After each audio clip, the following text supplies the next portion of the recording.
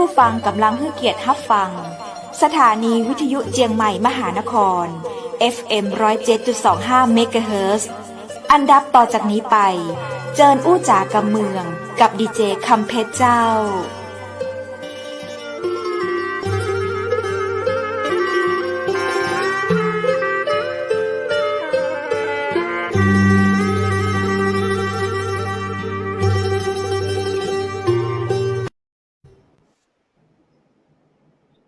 สวัสดีเจ้าสวัสดีคุณผู้ฟังคุณผู้ชมเช่นเคยและเจ้ายินดีต้อนรับเข้าสู่สถานีวิทยุเชียงใหม่มหานครเป็นช anel นะเจ้าเนื่องจากภาวะเหตุการณ์ของโควิดที่เกิดขึ้นเนาะก็เลยทำให้เราต้องมาพูดจากันผ่านทางช่องเพจของสถานีวิทยุเชียงใหม่มหานครวันนี้ข้าเจ้าดีเจคำเพชรเจ้ายังอยู่ที่สถานีวิทยุขึ้นเสียงสารวินอำเภอแม่เสลียงจังหวัดแม่ฮ่องสอนเจ้ายังไม่ได้ไปตั้งใด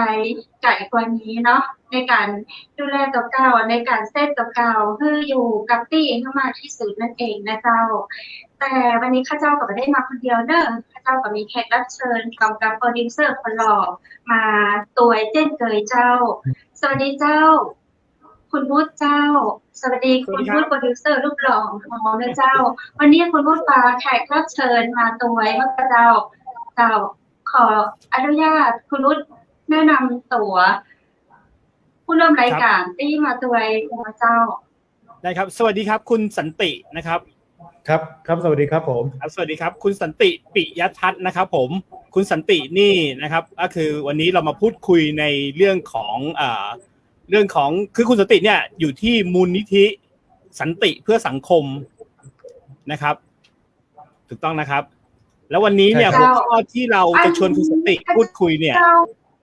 ครับเรื่องของการต่อสู้เชื้อโควิดกรุงเทพมหานครถูกต้องไหมคะใช่ครับอยู่กรุงเทพมหานครครับตอนนี้ครับใช่เลยคะคุณสันติอยู่ที่กรุงเทพมหานครนะคะครับอยู่ที่กรุงเทพครับอยู่กรุงเทพมหานครดังนั้นวันนี้ข้าเจ้าขออนุญาตอู้ภาษาไทยกันแล้วกันเนาะกับเดียวอู้กำเมืองจะมาเข้าใจกันป้าใดวันนี้ข้าเจ้าขออนุญาตคุณผู้ชมอู้ภาษาไทยนะเจ้าเพราะว่าอันโปรดิวเซอร์คุณวุฒิเปิ้ลก็เป็นคนไทยจากกรุงเทพมหานครผู้ร่วมรายการของเราท่านสันติปิยทัศน์ก็เป็นคนไทยอยู่กรุงเทพมหานครแต่สำเนียงออกเหมือนภาคใต้เหมือนว่าเมื่อกี้แม่ว่ามีอย่างตังสุราษฎร์ธานีก็เจ้าใช่ครับเป็นคนเกิดที่จังหวัดสุราษฎร์ธานีครับเกิดที่สุราษฎร์ธานีครับใช่ครับเรียนที่นั่นนะฮะครับคุณสันติครับผมถามนิดนึงจำประเดี๋ยวมาปะกันนะเจ้าครับยินดีครับผมถามนิดนึงว่ามูลนิธิสันติเพื่อสังคมเนี่ยครับก่อตั้งมากี่ปีแล้วครับผมแล้วก็มีวัตถุประสงค์ใดนะครับในการก่อตั้งมูลนิธินี้ครับครับมูลนิธิสันติเพื่อสังคมนะครับเกิดจากความคิดของนักกฎหมายนะครับพอดีผมเนี่ยมาเรียนจบด้านกฎหมายนะครับก็เลยได้ชวนเพื่อนๆกับนักธุรกิจนะครับมาช่วยกันบอกว่าคือหลายกรณีที่เราไปทำงานเนี่ยเราเห็นว่า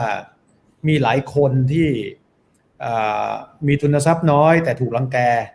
คือว่าเริ่มต้นคือเขาถูกรังแกด้วยเหตุที่ไม่เป็นธรรมแต่ว่าก็ไม่มีกำลังที่จะไปว่าจ้างทนายความหรือไปต่อสู้คดีได้อย่างมีคุณภาพเราก็เลยว่าคิดเราน่าจะช่วยส่วนหนึ่งกับสังคมเหล่านี้กับคนเหล่านี้ซึ่งสมัยที่ผมเรียนที่มหาลัยธรรมศาสตร์นะครับตอนสมัยปริญญาตรีเนี่ยทางมหาลัยเขาจะมีศูนย์อันหนึ่งก็เรียกศูนย์ช่วยเหลือประชาชนทางกฎหมายของธรรมศาสตร์นะครับซึ่งทางมหาลัยเขาก็มีความคิดว่าถ้าคนที่มาเดือดร้อนแล้วมาร้องเรียนที่ศูนย์นี้เนี่ยถ้าเข้าเกณฑ์เช่นเขาอาจจะยากจนได้รับความไม่เป็นธรรมจริงๆแต่เป็นความผิดที่เกี่ยวกับลักษณะเป็นส่วนรวมไม่ลักษณะเป็นส่วนตัวของมหาลัยทางมหาลัยก็จะมีทนายมีนักศึกษามีอาจารย์เนี่ยก็จะไปช่วยกันนะครับในสมัยนั้นเมื่อ30 กว่าปีที่แล้วที่ผมเรียนมานะครับผมก็เลยหลังจากจบมาทำงานได้สักระยะหนึ่งก็เลยเกิดความคิดตรงนี้ขึ้นมาครับว่าถ้ามีโอกาสวันหนึ่งเราพอจะ หลังจากเราช่วยเหลือตัวเองได้แล้วนะครับ ก็คิดว่าต้องช่วยเหลือสังคมบ้างแค่นั้นนะฮะก็เลยตั้งมูลนิธิเล็กๆขึ้นมาครับก็ขอครับก็ขออนุญาตจัดตั้งต่อกระทรวงมหาดไทยนะฮะก็ได้รับอนุมัติมาประมาณช่วงปี 2558 นะครับประมาณช่วงนั้นก็เกือบจะ5 ปีนะคะครับใช่ครับค่ะใช่เลยตัวหนูเองก็ประทับใจมากเลยค่ะพอได้รายชื่อมาแล้วก็มีคำว่าความฟรีเพื่อคนดีที่โดนรังแกค่ะที่ประทับใจอยากเห็นอยากเจออยากให้มีคนไทยเยอะๆค่ะในรูปแบบของท่านที่มีความคิดในแนวคิดนี้ค่ะตอนนี้ค่ะมูลนิธิแล้วก็ผู้ที่ว่าความฟรีเพื่อคนดีที่โดนรังแกเนี่ยค่ะมีจำนวนมากพอไหมคะกระจายไปกี่จังหวัดแล้วคะตอนนี้คือจริงๆแล้วหรือว่าเรายังอยู่ในกรุงเทพในการช่วยคนเนี่ยนะฮะคือหนึ่งเนี่ยทั้งในส่วนกรุงเทพและในส่วนต่างจังหวัดส่วนใหญ่เนี่ยแต่ส่วนใหญ่ต้องยอมรับว่าในขณะนี้มีคนในกรุงเทพมากกว่าต่างจังหวัดส่วนใหญ่ก็จะมีติดต่อมาบ้างส่งจดหมายมาบ้างคนต่างจังหวัดคนต่างจังหวัดจะมีโอกาสไหมคะท่านมีครับเราจะส่งทนายความไปช่วยนะครับจะส่งทนายความไปช่วยจากมูลนิธินี้นะครับแล้วก็ทนายความที่ไปต้องบอกเลยว่าเป็นทนายความที่มีประสบการณ์และมีความรู้ความสามารถจริงๆท่านเหล่านี้จริงๆเขาก็มีงานทำงานกันอยู่แล้วครับแต่ว่าเรามาตกลงกันว่าเราคือมูลนิธิเนี่ยเราก็มีทุนทรัพย์ที่จะช่วยเป็นทุนให้กับค่ารถค่าใช้จ่ายเล็กน้อยให้กับทางทนายที่ไปทำงานแต่เราต้องดูนะครับว่าคนที่ถูกรังแกเนี่ยและไม่เป็นธรรมเนี่ยเขาก็ต้องเป็นคนดีด้วยนะครับไม่ใช่เขาไปรังแกชาวบ้านนะฮะไม่ใช่เขาไปรังแกคนอื่นแล้วก็มาบอกให้ช่วยเขาอย่างนี้ไม่ได้นะฮะหรือไปรังแกคนอื่นแล้วคนอื่นมาดำเนินคดีเขากลับแล้วก็เราไปช่วยอย่างนี้ไม่ใช่คืออย่างนี้ผมเองเนี่ยขอนิดนึงนะคะก่อนที่เราจะไปในเรื่องของโควิดใช่ไหมคะคุณบุญเพราะว่าช่วงนี้เราคุยกันก็จะเป็นในเรื่องของโควิดเพราะว่าเป็นอันดับ1ของประเทศไทยที่เป็นปัญหาแล้วก็เกือบทั้งโลกด้วยค่ะขอนิดนึงนะคะในเรื่องของว่าความฟรีเพื่อคนดีที่โดนรังแกขออนุญาตถามท่านนะคะว่าถ้าสมมุติว่าคนที่ถูกรังแกสมมุตินะคะถ้าสมมติว่าหนูเป็นคนที่ถูกรังแกแล้วก็ญาติท่านเป็นคนรังแกท่านจะช่วยไหมคะช่วยครับสมมตินะคะคือจริงๆเราเป็นพี่หรือว่าเป็นน้องเป็นคนที่เรารักไม่เรามูลนิธิก็จะเข้ามาแก้ปัญหาให้ถูกต้องเรื่องนี้นะครับคือจริงๆแล้วเนี่ยยิ่งจำเป็นต้องแก้ปัญหาเลยครับเพราะว่าจะได้เป็นการแก้ปัญหาและก็ดับนิสัยคนที่เป็นญาติพี่น้องให้มันคิดในสิ่งที่ถูกต้องด้วยนะครับ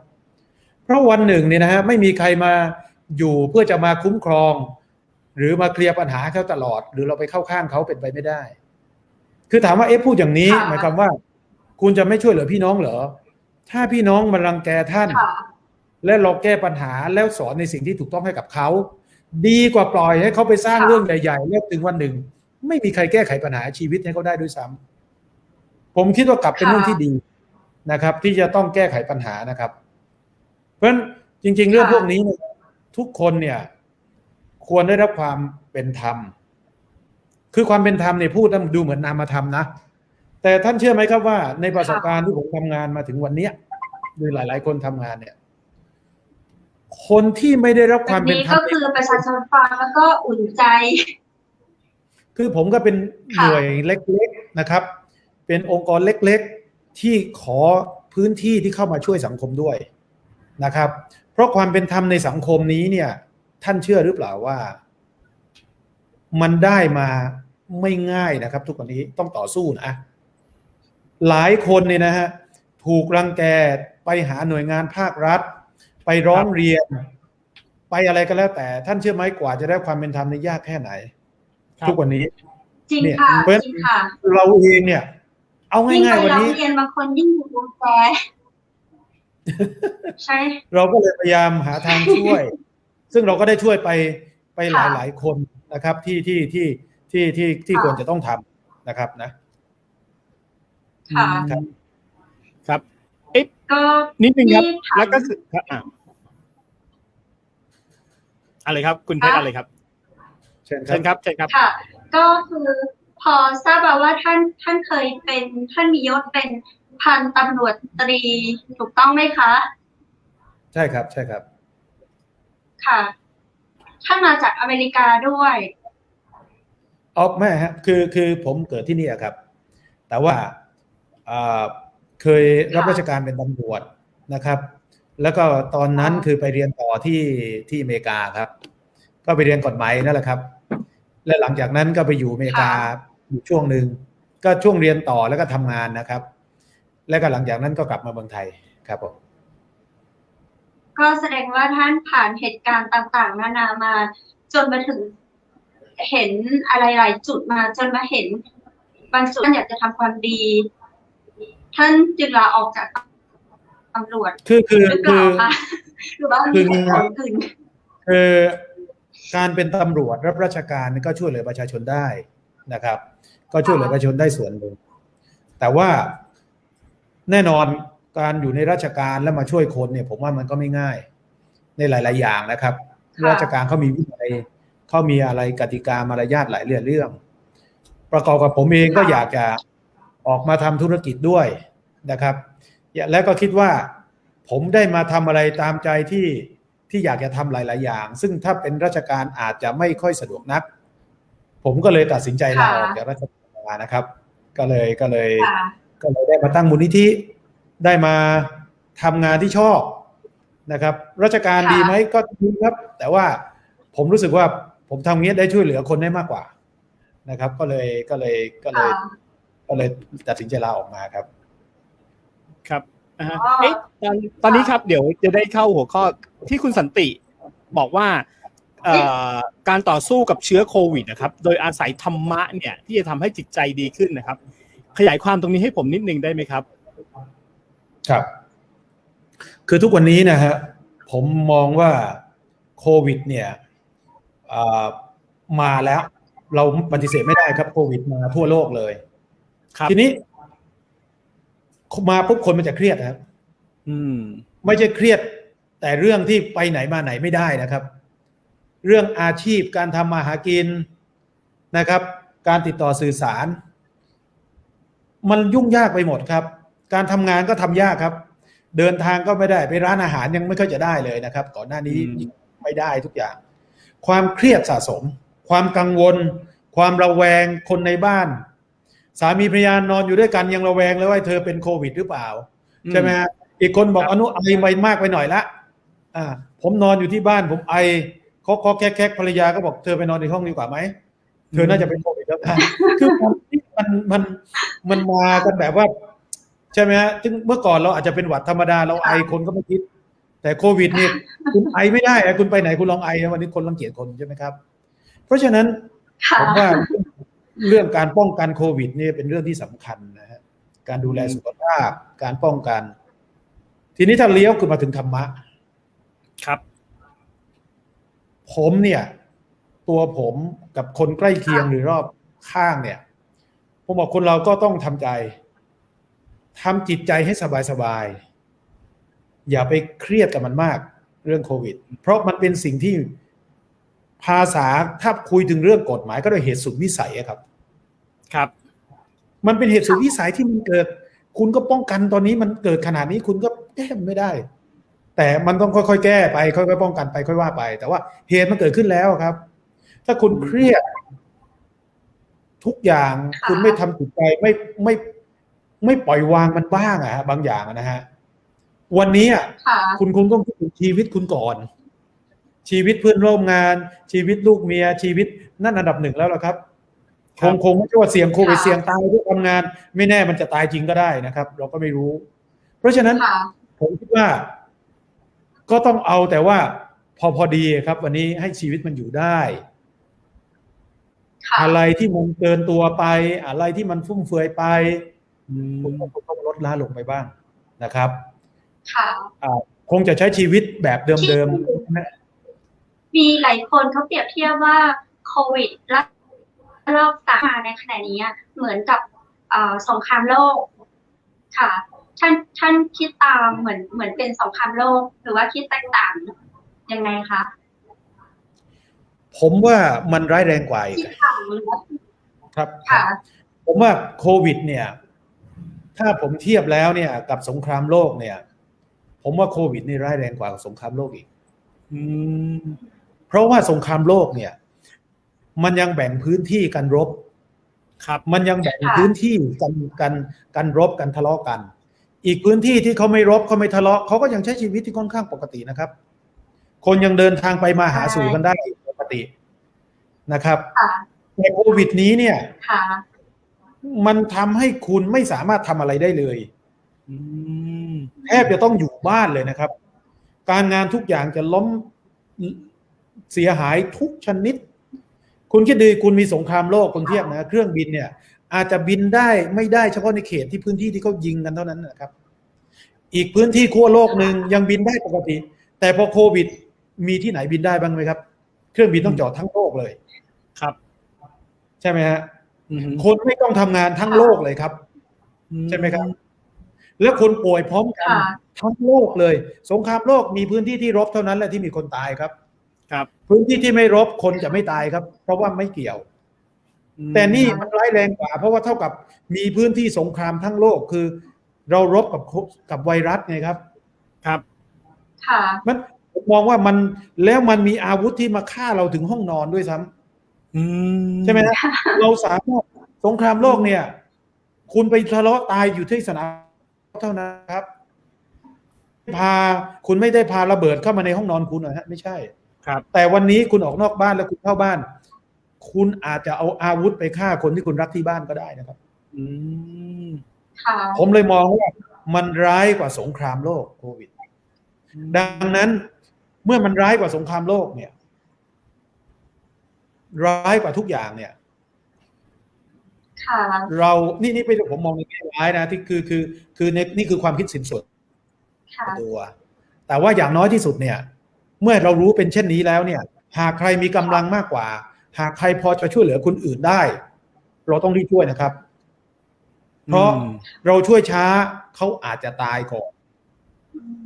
ใช่ไหมฮะ ตอนนี้ทางมูลนิธิเราได้ออกไปช่วยเหลือยังไงบ้างคะ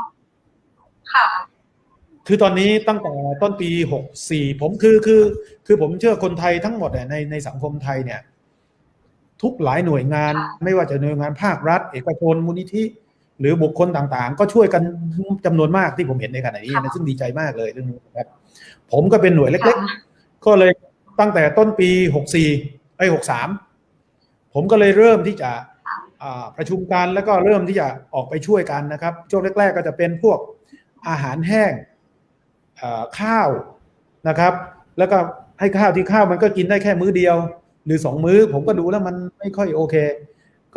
ก็ลงไปตามชุมชนต่างๆก็เจ้าหน้าที่มูลนิธิไปช่วยผมก็ไปแจกด้วยหลายคนก็ไปช่วยกันนะครับทุกคนที่มีจิตอาสาชวนกันหมด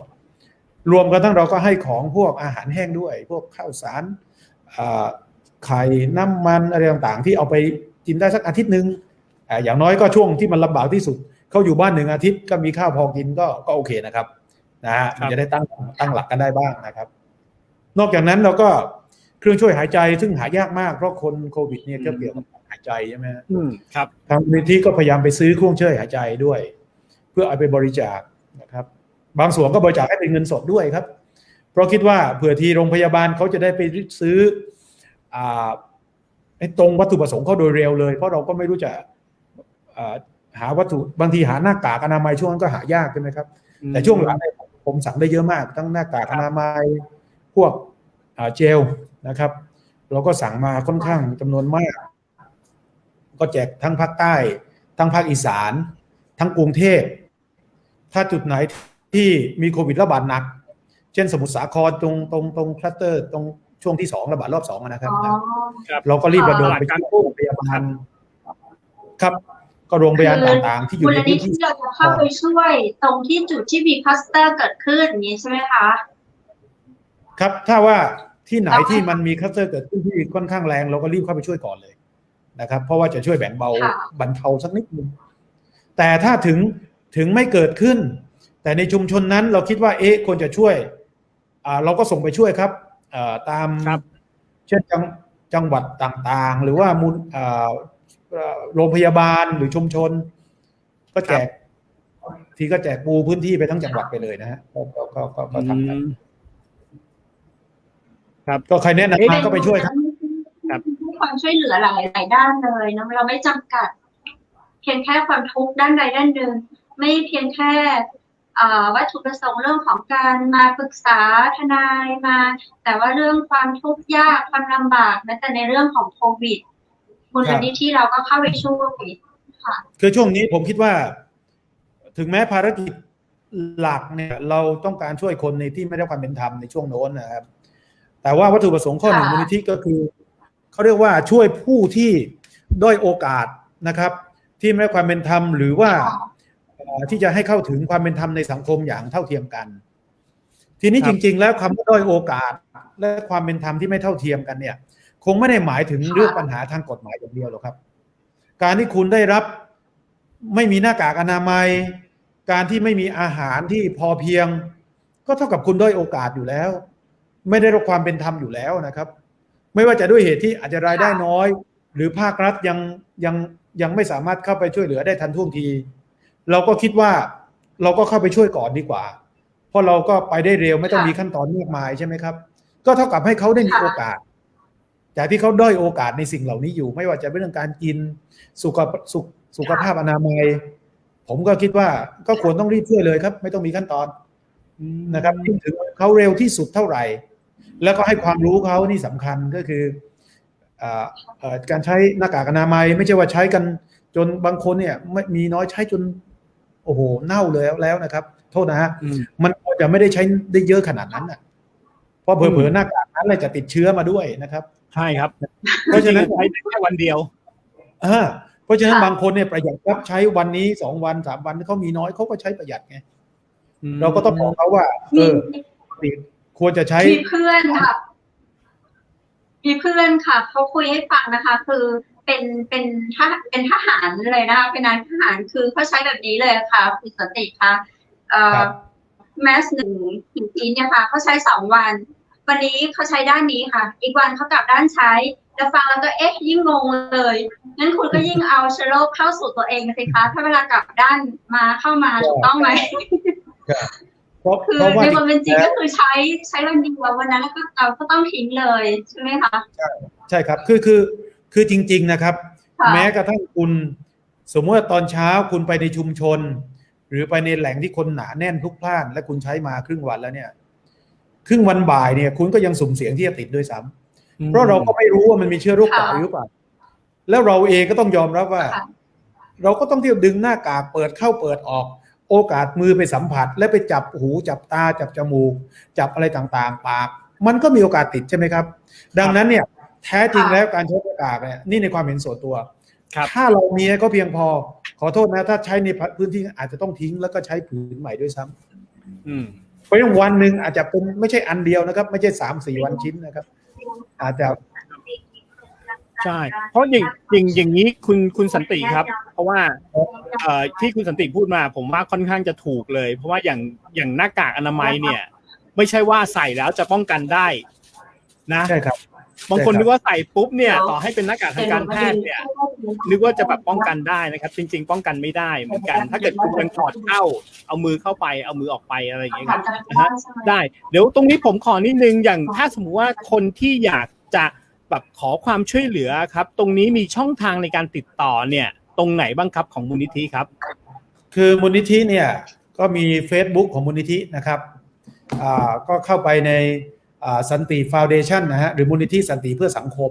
นะครับพิมพ์ตรงๆเลยนะพิมพ์ตรงๆเลยมูลนิธิสันติครับครับก็พิมพ์ตรงๆได้เลยนะเรามี Facebook ที่ติดต่อมีเบอร์โทรศัพท์อยู่แล้วนะครับและมีเจ้าหน้าที่ที่คอยอำนวยความสะดวกก็ให้ส่งเข้ามาใน Facebook ได้นะครับนะแล้วถ้าเราคิดว่าวันนี้จะมีคำถามจากทางบ้านนะคะเดี๋ยวน้องแคทช่วยอ่านไหมคะน้องแคทช่วยอ่านคำถามครับเรียนทางสันตินะคะได้ยินไหมคะน้องแคทเสียงดังนิดนึงค่ะหนูพูดใกล้ๆโทรศัพท์ตรงนี้เลยค่ะค่ะเรียนถามคุณสันตินะคะมีโครงการจัดการในด้านความช่วยเหลือในระยะยาวไหมคะและอย่างไร คุณสันติได้ยินไหมคะ ได้ยินครับได้ยินครับ อันนี้หมายถึงในเรื่องของโควิดในขณะนี้ใช่ไหมครับ ค่ะ คุณสันติมีอะไรนะหนู มีโครงการจัด มีโครงการจัดการช่วยเหลือ ในระยะ ในระยะยาวไหมคะ และถ้ามีจะจัดการอย่างไรคะ ครับ ในขณะนี้เนี่ย คุณผู้ชมฝากถามมาสด ครับยินดีครับ ในขณะนี้เนี่ยก็ต้องยอมรับว่าในการระบาดโควิดยังมีความรุนแรงมากนะครับผู้ติดเชื้อวันหนึ่งเนี่ยจำนวนหลายพันคนและมีผู้เสียชีวิต เป็นเรื่องน่าเศร้าที่ตื่นมาทุกเช้าจะมีแต่ยอดผู้เสียชีวิตทุกวัน ทางมูลนิธิในขณะนี้เนี่ยเราก็กำลังสั่งผลิตนะครับในส่วนของเจลนะจะค่อนข้างจำนวนมากนะฮะแล้วก็หน้ากากอนามัยที่สั่งเพื่อจะกระจายไปยังพื้นที่เสี่ยงให้มากที่สุดเท่าที่มูลนิธิจะมีกำลังและทำได้ก่อนหน้านี้เราส่งไปจังหวัดทางภาคใต้ทางนครศรีธรรมราชทางสุราษฎร์ธานีไป300 กว่าสถานพยาบาลนะครับ300-400 หน่วยที่เรากระจายพื้นที่ส่งทั้งหมดส่งไปยังนครพนมครับส่งไปยังนครพนมนะครับทั้งเจลและหน้ากากอนามัยก็จำนวนมากนะครับแต่ในขณะนี้เนี่ยทางมูลนิธิเนี่ยก็คิดว่าจะกำลังทำเป็นแสนชิ้นนะครับที่ส่งไปแต่ละครั้งนะฮะเป็นแสนชิ้นทั้งหน้ากากอนามัยแล้วก็ทั้งเจลแอลกอฮอล์นะครับเพื่อจะกระจายนี่คือโครงการระยะสั้นในขณะนี้ที่ทำนะครับส่วนเรื่องการให้ความรู้จริงๆแล้วเราเจ้าหน้าที่เราก็ช่วงที่เราไปบริจาคให้ประชาชนช่วงอะไรเราก็พยายามให้ความรู้ตลอดซึ่งตอนนี้เราก็จะทำแผ่นจริงๆเราก็ศึกษามาจากทางการแพทย์อะไรนะครับด้วยวาจาด้วยปากแล้วก็พูดให้ความรู้กับชาวบ้านและก็จะทำแผ่นภาพพวกเป็นการอธิบายส่วนหนึ่งเราก็จะขึ้นใน Facebook นะครับแนะนำแล้วก็ให้กับประชาชนแต่ว่าแน่นอน Facebook อาจจะเข้าถึงได้น้อยแต่ว่าหน่วยพื้นที่ที่เราไปแจกหรือเราไปให้เขาเนี่ยเราสามารถจะกระจายข่าวให้เขาไปพูดกันต่อได้นะครับตรงนั้น ค่ะ ครับอย่างนี้ผม ส่วนใหญ่คนที่อยู่ในมูลนิธิก็คือเป็นจิตอาสาใช่ไหมคะ ใช่ครับคือคนที่อยู่ในมูลนิธิวันนี้เนี่ยก็คือคนที่ทำงานประจำอยู่แล้วนี่แหละในธุรกิจแต่ส่วนหนึ่งเขาสมัครใจที่จะเข้ามาช่วยมีทั้งข้าราชการมีทั้งนักธุรกิจแล้วก็มีพวกนักกฎหมายมีหลายฝ่ายมาพร้อมใจกันช่วยพร้อมใจกันเอาเงินส่วนตัวมีสื่อมวลชนหรือยังคะท่านสันติอย่างเพจอย่างคุณพุทธอย่างนี้ค่ะอย่างรับเป็นสื่อมวลชนเราสนใจอย่างค่ะจริงๆก็มีจิตอาสามีเพื่อนที่เป็นจิตอาสาในการช่วยเหลือเรื่องแรงงานก็มีอยู่ก็มารวมกันก็ช่วยกันนะครับตรงนี้มีอยู่ยินดีครับเพราะว่าเรามีสื่อมวลชนคือจริงๆแล้วสื่อมวลชนก็เป็นกระบอกเสียงที่สำคัญที่ให้ความรู้ที่ถูกต้องกับประชาชนในขณะนี้นะครับนะถ้ามาทางเหนือก็จะเป็นจิตอาสาด้วยค่ะยินดีครับก็คือถ้ามีจุดไหนที่มองว่าเป็นคลัสเตอร์หรือว่าที่คิดว่าต้องการความจำเป็นที่ยังรัฐยังเข้าไปช่วยไม่ถึงหรืออะไรนี่นะฮะทางผมเนี่ยยินดีให้ส่งเข้ามาติดต่อมาใน Facebook นะครับไปติดต่อในโทรศัพท์ทั้งเบอร์แบบส่วนตัวผมก็ได้ทางเจ้าหน้าที่ก็ได้ทางผมจะได้ช่วยจัดสิ่งของไปให้ถึงพื้นที่โดยเร็วที่สุดนะครับโดยเร็วที่สุดผมใช้คำนี้เลยนะครับนะเพื่อที่จะแจกจ่ายให้ถึงนะครับโดยเฉพาะหน้ากากอนามัยเนี่ยทางมูลนิธิสั่งมาค่อนข้างเป็นจำนวนมากนะครับสั่งมาเป็นแสนชิ้นแล้วเราก็ไม่ได้หวังว่าประชาชนใช้1วันต่อ1ชิ้นต่อให้วันละ2ชิ้นก็อยากให้ใช้แบบนั้นถ้าคุณไปในพื้นที่เข้าตลาดสดคุณออกมาไปเจอคนมากผมคิดว่ามันควรจะเปลี่ยนด้วยซ้ำเพราะเราไม่แน่ใจด้วยซ้ำว่าช่วงที่เราถอดเราจับเราไปทานอาหารมันจะพาเชื้อเข้าร่างกายหรือเปล่าคือเราไม่มีความรู้เพราะว่าเชื้อโควิดเนี่ยมันมากับอากาศที่เราทราบใช่ไหมครับและมันเกาะที่ตรงไหนเราหรือเปล่าเรายังไม่รู้เลยนะครับดังนั้นผมแนะนำเลยว่าถ้าคุณถึงบ้านเมื่อไหร่แม้แต่สำลีเวลาเราให้คุณหมอฉีดวัคซีนป้องกันโควิดใช่ไหมคะล่าสุดที่ผมไปฉีดก็คือปกติเวลาเราฉีดเสร็จอะค่ะเขาจะมีสำลีแปะไว้หนูถามคุณหมอว่าได้เห็นมีสำลีแปะคุณหมอบอกว่าการแปะสำลีนะคะ เป็นตัวนำเชื้อสามี ซึ่งตอนเนี้ยเชื้ออะไรต่อเชื้ออะไรในอากาศบ้านเราอ่ะมันเยอะ ตัวสามีจะเป็นตัวดูดซับค่ะ เป็นดูดซับแล้วก็เข้าสู่ผิวเรา ดังนั้นก็คือเขาใช้แอลกอฮอล์เช็ดแล้วก็พอกับภาพแค่นั้นได้เลยเนี่ยค่ะ ครับ ก็ พูดถึงเรื่อง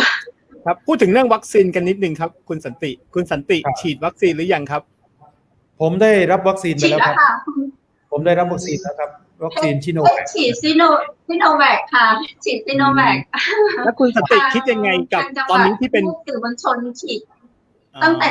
ต้นเดือนมิถุนาแล้วค่ะประมาณ7มิถุนาไม่ใช่สิเดือนเมษา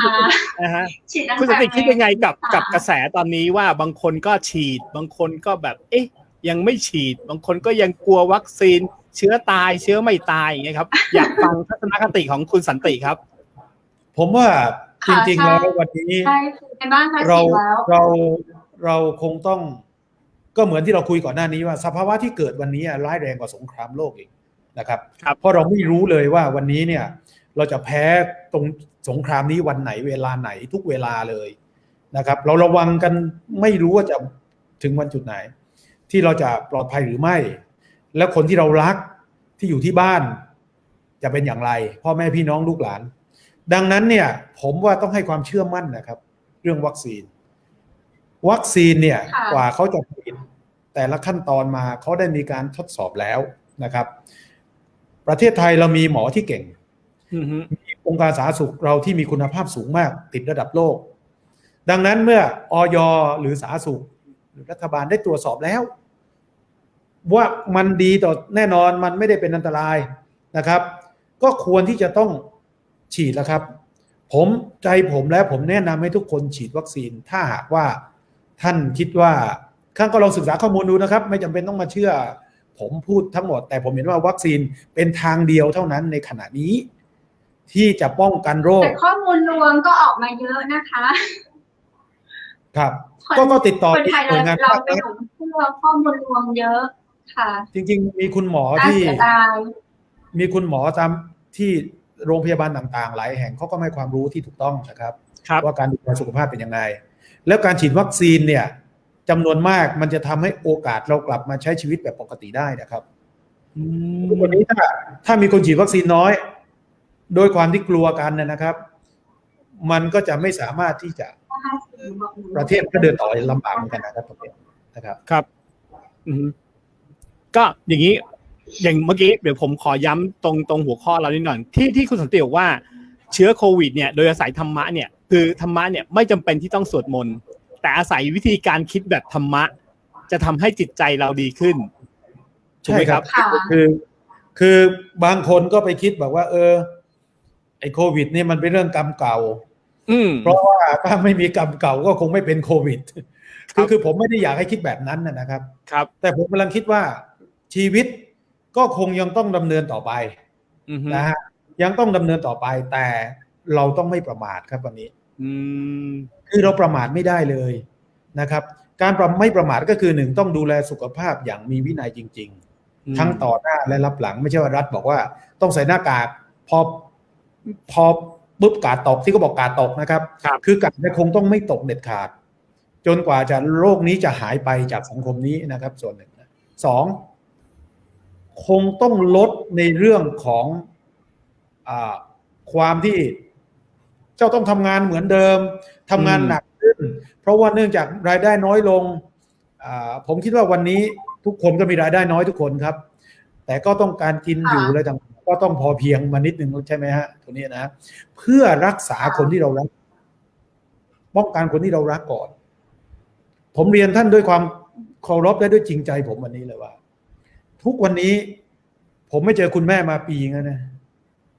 ผมจะกลับบ้านทีไรนะคุณแม่บอกไม่ต้องมาลูกคุยทางโทรศัพท์ก็พอผมพอช่วงโควิดกำลังตาไปบ้างผมอยากบินแต่ผมก็กลัวว่าช่วงผมขึ้นเครื่องแล้วผมพาเชื้อไปติดแม่ที่บ้านหรือเปล่าเพราะเราก็ไม่รู้ได้ทุกคนคิดแบบนี้ดังนั้นผมก็ไม่เจอคุณแม่ปีแล้วตอนนี้เต็มผมอยากไปมากเลยครับอยากเจอท่านอยู่สุราษฎร์นะท่านอายุมากแล้ว70 กว่าแล้วเราก็กลัวท่านก็เป็น คนแก่ก็มีโรคเบาหวานบ้างอะไรบ้างเราก็ยิ่งกลัวใหญ่ครับอีกแต่ท่านเราคิดดูสิครับว่าหลานผม คือคุณสันติ ตัวเล็กๆ คุณสันติกลัวคุณแม่มากกว่า หรือว่าคุณแม่กลัวคุณสันติมากกว่าคะ คุณแม่คงกลัวผมนะครับตอนนี้นะเพราะตอนนี้ ส่วนใหญ่แล้วค่ะใช่คุณแม่เป็นคนกลัวที่บ้านก็เหมือนกันค่ะคุณแม่จะเป็นคนกลัวเรา พอโรคระบาดมากเข้า ตอนนี้ด้วยความวิตกกังวลของผู้มีอายุ บ้านในประตูรั้วเนี่ยเราปิดแล้วครับเขาปิดไม่ให้ใครเข้าแล้ว ครับ ยิ่งกว่าสงครามไหมครับขังตัวเองกันแล้วครับทุกวันนี้ ครับใช่ คือก่อนเนี่ยนี่ไงตอนนี้ถ้ามีสงครามโรคท่านว่าท่านอยู่บ้านท่านต้องปิดประตูไหมล่ะปิดรั้วขนาดนั้นเหรอ ใช่ครับเขาอาจจะไปลบกันตรงนู้นไม่ได้มาลบกันตรงนี้ครับใช่ครับ ยังเดินทางสะดวกทำหากินปกติครับแต่วันนี้ท่านทำไม่ได้เลยเพราะฉะนั้นการฉีดวัคซีนเนี่ยฮะผมคิดว่าเราต้องเชื่อมั่นในวัคซีนว่าที่มีอยู่แล้วเนี่ยรัฐบาลได้ตรวจสอบดีแล้วมีคุณภาพแต่ทีนี้ผลข้างเคียงเอายอมรับนะครับว่าแม้กระทั่งวัคซีนไข้หวัดใหญ่หรือเราไปฉีดยากันพิษสุนัขบ้าคุณก็กลับมาก็ยังมีอาการตัวร้อนเป็นไข้เหมือนกันนะครับครับใช่ครับผมไปฉีดวัคซีน2 เข็มแล้วเนี่ยผมก็ต้องยอมรับว่าผมก็ทานน้ำทานยาลดไข้บ้างมันก็โอเคครับไม่เป็นไรหรอกครับใช้ได้ก็ถ้าคิดถึงตอนเด็กๆเราฉีดวัคซีนเราก็จะไม่สบายสักครึ่งวันนะครับยังไปเที่ยวเล่นอะไรไม่ได้เนาะผมว่าก็คงไม่ต่างกันนะครับเพราะฉะนั้นเนี่ยผมว่าก็จริงๆแล้วผมได้คิวฉีดเนี่ยน่าจะประมาณกลางๆเดือนนี้แหละครับเดี๋ยวก็คงจะตอนนี้ผมคนในบ้านเนี่ยผมให้ไปลงชื่อเข้าคิวให้ฉีดให้หมดผมบอกผมก็ฉีดมาแล้วเนี่ย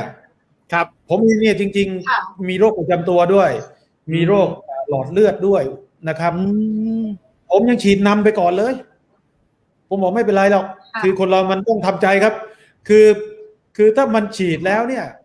รัฐบาลก็ต้องมั่นใจเขาไม่เอาของที่อันตรายไม่ประชาชนหรอกครับนะ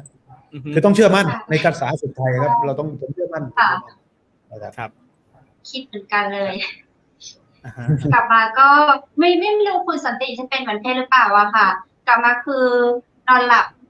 แต่หัวข้ามนอนหลับแบบหลับลึกเลยอย่างเงี้ยค่ะตื่นมาเราก็จะสดชื่นเพราะว่าเราหลับลึกแล้วก็เป็นแบบนี้เป็นอาทิตย์นะคะก็จนแบบอยากฉีดอีกอะไรอย่างเงี้ยค่ะ เพราะว่าปกติคือตัวเองเป็นคนแบบหลับยากพอไปฉีดวัคซีนป้องกันโควิดมากลายเป็นเหมือนเราปรับตัวของเราเหมือนช่วงมัธยมเลยอย่างเงี้ยค่ะหลับพอค่ำตื่นเช้าทำงานได้ดีคือจริงๆแล้วผมเนี่ยหลายปีที่แล้วเนี่ยผมเคยไปรักษาตัวไปผ่าตัดที่โรงพยาบาลสงขลานครินทร์มีอาจารย์หมอท่านหนึ่งเป็นอะไรนะคะก็ไม่สบายนะฮะตอนนั้นเป็นเนื้องอกนิดหนึ่งก็เลยไปผ่าตัดนิดเดียวครับหมอบอกว่าผมก็ได้วิชามานิดนึงจากคุณหมอบอกว่าน้ำเนี่ยเป็นยาที่ดีที่สุดสำหรับร่างกายเราน้ำเปล่าเนี่ยครับน้ำเปล่าเลยนะครับน้ำเปล่าเพราะฉะนั้นทานน้ำเยอะๆทานน้ำเยอะๆครับการทานน้ำเยอะๆเนี่ยนะครับมันดีต่อสุขภาพนะครับเพราะฉะนั้นคนถ้ากลัวเรื่องก็มีคุณหมอยังแนะนำใช่ไหมว่าให้ทานน้ำเยอะๆเพราะสิ่งที่ผมเห็นว่าดีที่สุดคือน้ำทานน้ำเยอะถ้ากลัวว่าเรื่องจะเป็นไข้มีอาการก็ทานยาลดไข้บ้างนะครับนะแต่ความสะอาดเรื่องมือการล้างมือการอะไรต่างๆเนี่ยนะฮะกลับบ้านปุ๊บก็ควรจะอาบน้ำทันทีนะครับผมก็คิดว่านั่นคือเป็นสุขลักษณะที่ผมทำอยู่ทุกวันนี้นะฮะแล้วก็ระมัดระวังแต่ว่าแน่นอนผมไม่อยากให้กลัวเรื่องการฉีดวัคซีนครับเพราะวัคซีนนี้เป็นทางเดียวในขณะนี้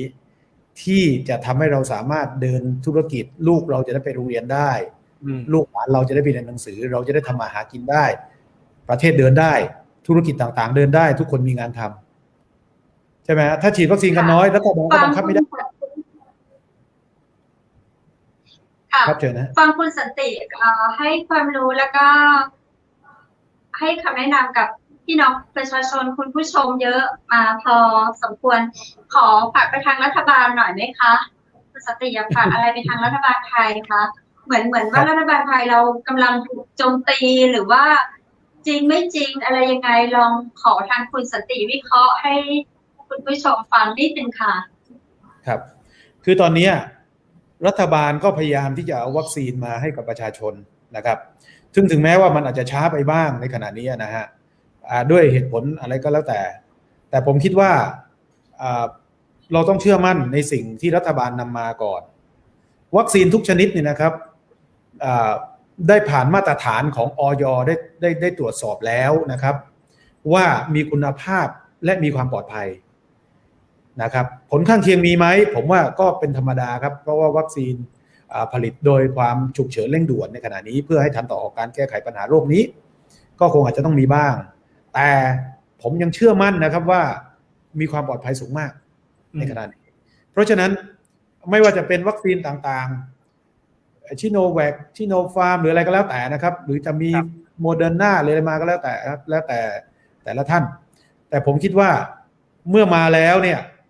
ก็ให้ไปฉีดเถอะครับนะฮะเพื่อจะให้ทุกอย่างในประเทศเศรษฐกิจหรือการศึกษาลูกหลานเราจะได้ไปโรงเรียนทันทีนะครับตอนนี้นะฮะส่วนใครที่คิดว่าต้องรอไฟเซอร์ต้องรอโมเดอร์นาต้องรออะไรที่มันนั้นผมคิดว่ารัฐบาลก็พยายามติดต่อที่จะนำเข้ามาในขณะนี้อยู่นะครับแต่ก็มีทางเลือกอีกว่าเอกชนก็ดูเหมือนว่ากำลังจะได้รับอนุญาตใช่ไหมครับให้นำเข้ามาก็คงใจกันสักนิดนึงนะครับแต่สิ่งที่ผมกังวลที่สุดในขณะนี้ก็คือพี่น้องประชาชนที่ต้องเสียชีวิตรายวันวันละไม่น้อยเลยตอนนี้เราคนตายก็ร่วมจะเป็นพันแล้วมั้งครับตอนนี้นะแล้วกว่าวัคซีนจะฉีดครบนี่จะตายอีกสักเท่าไหร่ผมยังไม่ทราบไม่อยากให้ตายเลยนะทีนี้ทำยังไงครับตรงนี้ก็คงต้องฝากไปยังพี่น้องประชาชนว่าการดูแลสุขภาพวินัยเนี่ยกาดต้องไม่ตกหน้ากากต้องใส่มือต้องล้างสะอาดเรื่องนี้เป็นเรื่องสำคัญมากครับไม่ใช่แต่ตัวเรานะคนที่เรารักด้วยครับอันนี้สำคัญจริงๆนะฮะทุกวันผมเองก็คนใกล้ชิดก็พยายามช่วยสิ่งที่มูลนิธิพยายามทำเนี่ยจริงอยู่มูลนิธิอาจจะแค่เล็กๆเท่านั้นเองในหน่วยเล็กๆจริงๆแต่เราคิดว่าเราภูมิใจที่ทำเรื่องนี้ในขณะนี้อย่างมากและก็ตั้งใจมาก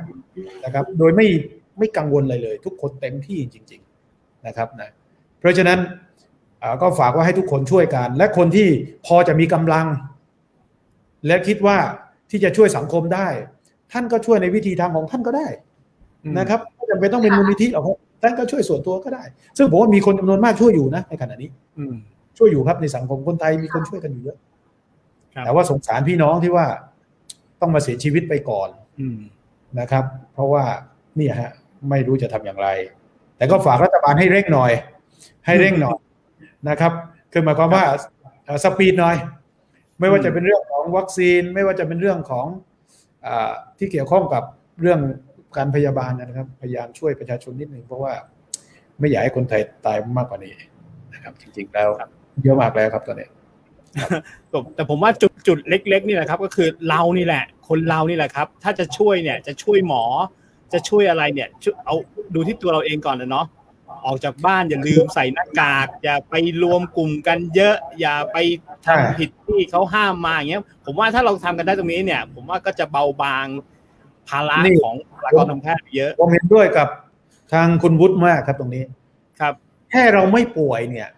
ครับเราดูแลสุขภาพแล้วเราไม่ป่วยเนี่ยเราก็เท่ากับลดภาระให้หมอแล้วนะครับใช่ไหมฮะคือถ้าทุกคนดูแลสุขภาพและไม่ป่วยเนี่ยภาระหมอก็ย่อมลดลงก็รักษาเท่าที่จำเป็นที่ต้องทำกรณีคนที่ป่วยใช่ไหมเพราะเขาหลีกเลี่ยงไม่ได้แล้วก็เกิดป่วยขึ้นมาก็เกิดพลาดพลั้งทุกคนต้องช่วยกันอ่ะไม่ใช่บอกว่าหมอเราเก่งแล้วเรามีโรงพยาบาลที่ดีมีหมอที่ดีแต่ถ้าป่วยกันเยอะมันจะรับไม่ไหวครับนะครับอันนี้ต้องฝากช่วยกันจริงๆครับตรงนี้ใช่ครับก่อนที่วัคซีนจะถึงสัก 70% ของประชากรไทยอ่ะเนาะผมว่าเราดูแลตัวเองกันดีกว่านะครับผมว่าคงอีกไม่นานนี้ครับเพราะว่าเท่าที่ทราบข่าวคือแอสตราเซเนกาก็น่าจะมาเดือนมิถุนายนนี้ก็น่าจะมาเยอะนะครับแล้วก็ชิโนแวคก็มาชิโนฟาร์มอะไรต่างๆก็คงเร็วๆนี้ครับคงไม่กี่เดือนนี้น่าจะไปได้เยอะครับในสายตาแบบ ในมุมมองของนักธุรกิจของคุณสันติเนี่ยคิดว่าอย่างเร็วสุดเลยเมืองไทยเนี่ยน่าจะไปไหนมาไหนท่องเที่ยวกันได้เนี่ยประมาณเดือนไหนครับผมว่าต้นปีหน้านะครับโอเคครับทำไมเป็นครับคือหนึ่ง คือในประเทศเนี่ยหลังจากอีกสัก 3-4 เดือนเนี่ยถ้ารัฐบาลค่ะคุณวุฒิมองคุณเป็นนักธุรกิจแต่ว่าเพชรมองคุณสันติเหมือนนักบุญเลยค่ะเหมือนกำลังนั่งคุยกับนักบุญเราต้องคุย2 พาร์ทครับคุยกัน2 พาร์ทครับคืออย่างนี้ครับมีคำถามจากทางบ้านนะคะครับมีคำถามคุณสันตินะคะอะไรคะอีกทีนะครับไม่ชัดครับครับถามว่าอะไรนะครับได้ยินไหมคะถามว่าอะไรนะเป็นคำถามจากทางบ้านจากคุณผู้ชมนะคะคุณสันตินับถือศาสนาอะไรคะผมศาสนาพุทธครับศาสนาพุทธครับศาสนาพุทธครับใช่ครับศาสนาพุทธค่ะค่ะขอบคุณค่ะขอบคุณทั้งคำถามแล้วก็ขอบคุณทั้งคำตอบค่ะจะมีคำถามจากคุณผู้ชมแทรกมาบ้างนะคะต้องขอยินดีครับขออนุญาตท่านสันติคืออย่างนี้ครับทางมูลนิธิยินดีเรามีเจ้าหน้าที่ที่คอยประสานงานแล้วก็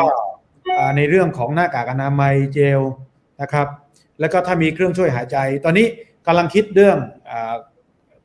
ซื้อเครื่องช่วยหายใจที่เคลื่อนที่เป็นตัวเล็กๆนะฮะมูลค่า10,000 บาทนะครับแต่ว่าใช้กับคนได้เยอะที่คล้ายๆว่าเติมออกซิเจนนะฮะอันนี้ใช่ครับแต่ว่าที่เราซื้อบริจาคไปเนี่ยจะเป็นเครื่องช่วยหายใจรุ่นใหญ่ที่อยู่กับโรงพยาบาลเลยใช่ไหมฮะแต่ว่าไอ้นั้นมันจะซื้อได้ไม่เยอะแล้วก็มีน้อยขาดตลาดด้วยทุกวันนี้แต่ว่าเหมือนในอินเดียครับสังเกตไหมเป็นถังออกซิเจนที่ลากไปมันจะช่วยชีวิตคนได้ครับซึ่งตรงเนี้ยทางมูลนิธิก็จะพยายามส่งไปช่วยอยู่ครับจะดำเนินการในส่วนนี้ครับโอ้โหฟังแล้วก็ได้อะไรกลับมาเยอะเลยนะครับแต่อันนึงที่ผมยังประทับใจมากเลยค่ะใช่วิธีคิดแบบธรรมะนะครับจะทำให้เราแบบว่าสัมผัสโควิดแบบไม่วิตกจริตมากขึ้นคือเอางี้ครับคนเราเนี่ยท่านว่าเรื่องอะไรที่สำคัญที่สุดในชีวิตจริงๆคือเรื่องสุขภาพของท่านนะครับครับใช่ไหมครับเขาเคยมีนิทานอย่าว่าเป็นนิทานเลยครับมันเป็นข้อคิดนะครับสิ่งที่สำคัญที่สุดของเราก็คือสุขภาพครอบครัวทรัพย์สินเงินทองเพื่อนฝูงความสำคัญอันดับหนึ่งคือสุขภาพนะครับที่ดี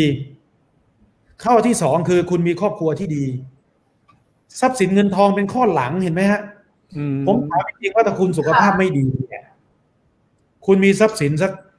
มากแค่ไหนก็แล้วแต่เนี่ยคุณได้ใช้มันหรือเปล่าครับเนี่ยคือถ้าพูดแบบนี้เนี่ยคุณบอกว่าโอ้ยมันคิดว่าตัวเองไม่ป่วยหรือไงถ้าคุณสุขภาพไม่ดีคุณไปนอนอยู่ ICU ผมให้คุณมีสัก100 ล้าน1,000 ล้านเลยครับคุณอยากกินขนมสักก้อนคุณยังกินไม่ได้เลยครับตอนนั้นที่คุณมีเงินเยอะมากนะแต่คุณก็ทานไม่ได้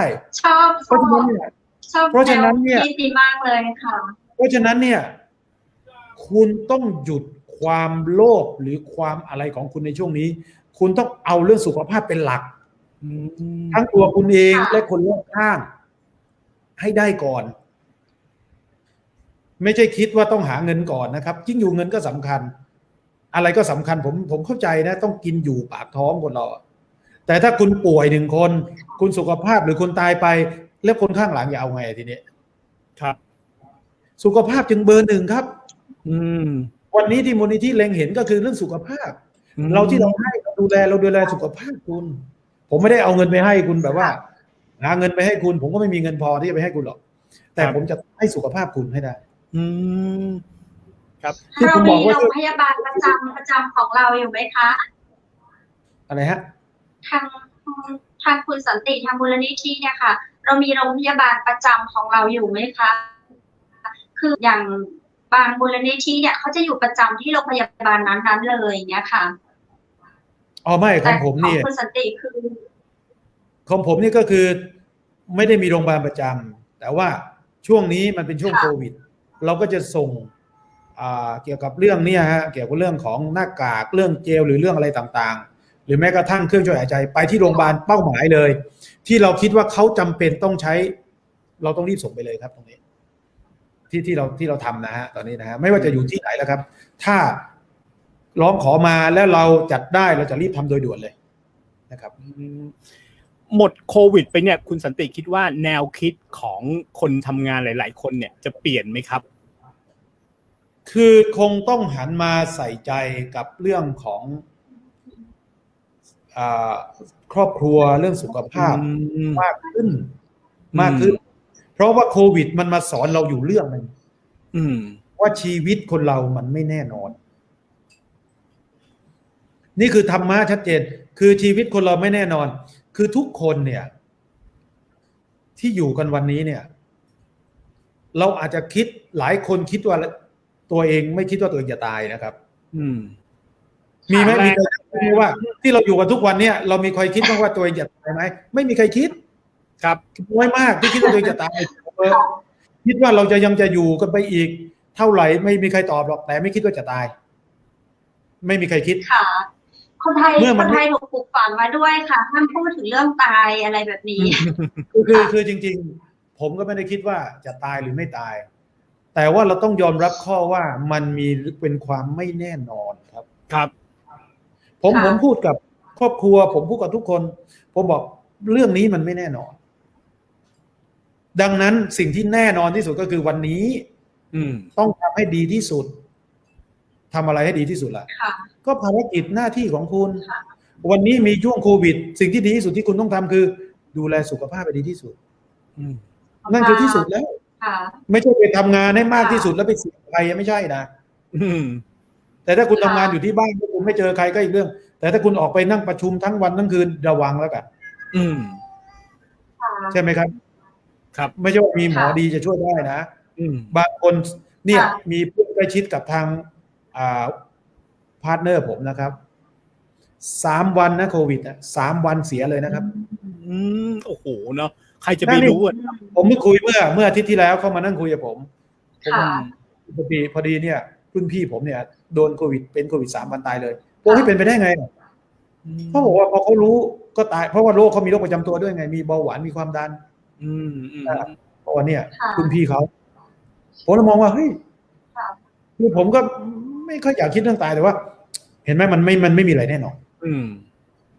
เพราะวันนี้ทำให้ดีที่สุดทุกเรื่องแต่ไม่ได้โลภแต่ไม่ได้วันนี้ดีที่สุดคือดูแลสุขภาพเพื่อจะได้ไม่เอาโรคไปติดชาวบ้านเขา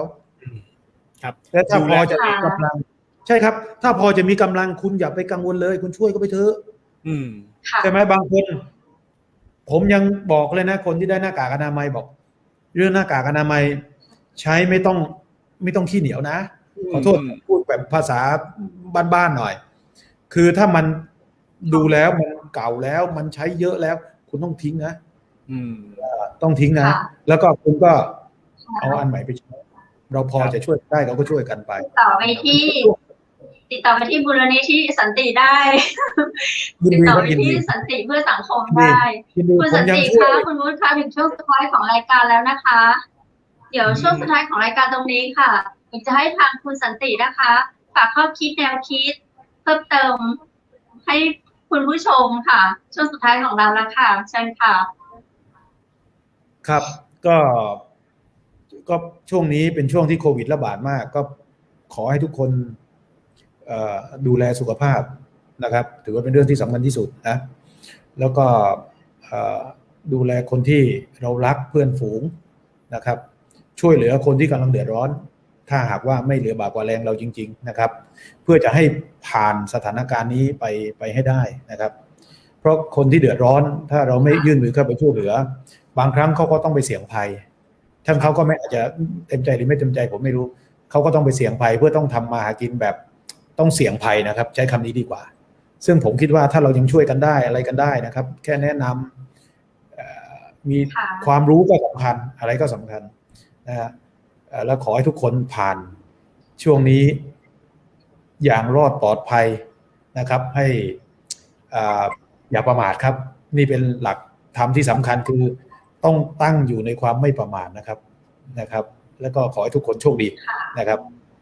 สู้กันนะครับถ้ามีอะไรที่มูลนิธิพอช่วยได้นะทางผมยินดีทางผมและคณะกรรมการมูลนิธิหรือจิตอาสาทุกท่านยินดีช่วยนะครับเท่าที่ทำได้นะครับ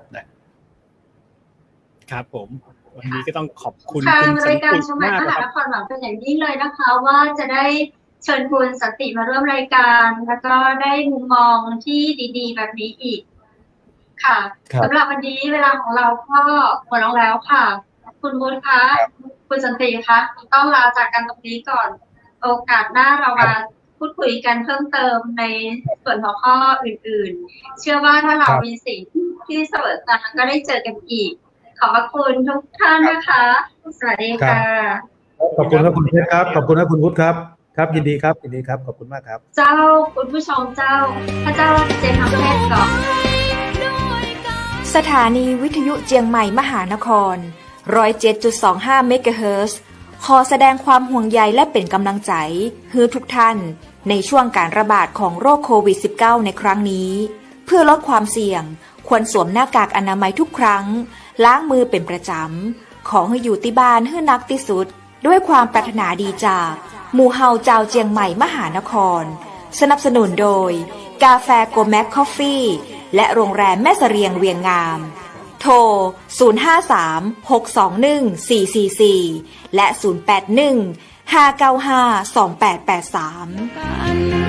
เราจะฝ่าฟัน